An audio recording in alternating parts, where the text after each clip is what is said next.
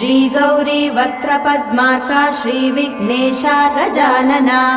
उत्तिष्ठ सुरसम्पूज्या त्रैलोक्यं पालनं कुरु श्रीगौरी वक्त्रपद्मार्का श्रीविघ्नेशा गजानना उत्तिष्ठ सुरसम्पूज्या त्रैलोक्यं पालनं कुरु उत्तिष्ठोत्तिष्ठ हेरम्बा उत्तिष्ठ गणनायका उत्तिष्ठ करुणापूर्णा भक्तानां भाग्यदायका उत्तिष्ठोत्तिष्ठ हेरम्बा उत्तिष्ठ गणनायका उत्तिष्ठ करुणापूर्णा भक्तानां भाग्यदायका श्रीयाकुवाहन शिवात्मज दिव्यगात्रा श्रीभिन्नदन्तधनुजान्तक सूक्ष्मनेत्रा सर्वार्ति दुःख शमना फणिराजसूत्रा देवा गणेश्वर विभो तव सुप्रभातम्।